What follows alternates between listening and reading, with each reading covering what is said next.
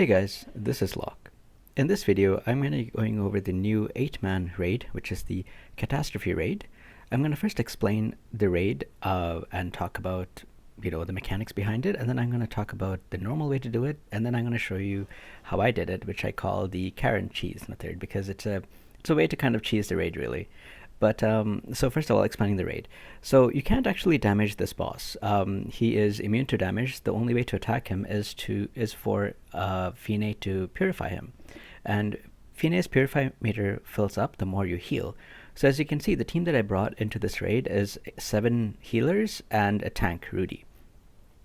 There's no point in bringing damage dealers. I mean, there is a little bit of a point because there are other mobs, so maybe you might want to bring damage dealers to clear those mobs faster in case they are overwhelming you and you're taking too much damage. But for me, I mean, I have probably a bit higher account than most other players, so I was able to just, tank to the damage with this team. I'm using full defensive masteries. My masteries are at 130. Everything available, I took a defensive mastery, and this boss casts a few skills. Like most of these are AoE skills that you have to make sure you're not in, because if it hits you, you'll probably be dead. But there's one particular skill that you have to pay attention to. That's called the Death Star. So with the Death Star, there is what he does is he targets one of your units, and that unit will take 100% of his attack, which is okay. You can probably survive that pretty easily. But everyone around that unit will take 2,500 points in damage, which is pretty terrifying. Like that is probably what will kill you if you're in the range. So what you have to do is you have to select the unit that he's casting that star on, and then you have to move that unit out of the way so everyone else is left behind and they're attacking the mobs while this unit is far from everyone else and will take the damage only by itself. Now that might be a little bit challenging to do depending, if you're like me and you're playing on a small screen. Like I wasn't able to find the unit in time. And also sometimes when I find the unit in time, it's also on the second page because there are 8 units, and on the top right corner, you only see the top 4. So you have to switch the page sometimes and select the right unit and then move them out. And sometimes, especially on a small screen that I'm playing right now where I'm recording, it's hard to do. That's what I find. So what I instead did is I came up with this Karin cheese method, basically. So I will explain what it is. I mean, to me, it sounds like it's cheesing. It's just, it's probably not how they meant for you to do it, but it's very easy to do it, as you can see. I will show you a playthrough of what I did when I did it. It was the first time doing it, so I mean, I've completed it now. But you can see the playthrough of when I'm doing it, and you can see I'm basically just teasing with Karin. So what it is as soon as the match starts, I'm on the second page. So I will have Serena, Ian, Karin, and Melissa, I believe, on my page, and I will keep my focus on Karin.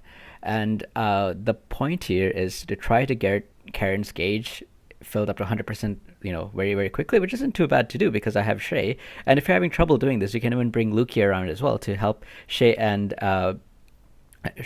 Luki fill up Karin's meter even faster. But basically, you're always trying to have Karin at 100% alt gauge, and whenever the boss casts Death Star, you don't actually find out who he's casting it on. You just move Karin out of the way.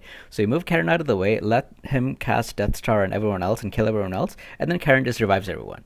Now, it's a lot easier to do if you have things like if you have the gears that I do, which is like having revive and rage accessories, because then you don't even need to worry about Karin's revive the first time, because you can actually just take it, right? You can just get everyone revived. But even if you don't have revive and rage, it's still not too bad.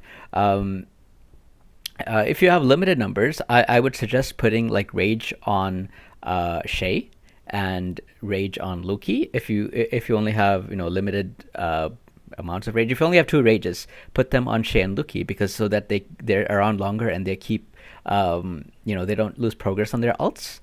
Just use them. And if you only have 1 revive, obviously put it on Karin, because that's the that's who this strategy revolves around. And that's pretty much it. If you are dying too much, if the other normal mobs are overwhelming you too much, maybe you can bring a couple of damage dealers. Like maybe you don't need to bring Ian or the Henry that I brought. You can just bring, I don't know, some AoE dealers or something like that. But yeah, it's a very simple guide. I mean, personally, I found this was one of the easiest ones to do, a lot easier than the other 8-man raid. But again, my account has like progressed so much more since then. You know, especially since the first time I did the 8-man raid at T15. So I mean, just because of that, I'm sure that my account is just in a lot better state than I was when I did that. So it probably feels easier because of that as well. But I feel that the mechanics behind it are also a lot easier as well. And if you're playing on a bigger screen, if you're playing on an iPad or on your computer, it's also easy to see who is casting it on. So you can also like very easily switch between your characters and move that character out of the way. So you don't need to rely on this Karin cheese method that I'm going to show you. But anyway, I'm going to stop talking now. I'm going to roll the clip that I did where I did it for the first time. And yeah, that's it. I'll see you guys next time. And I hope you have a good day. Take care now.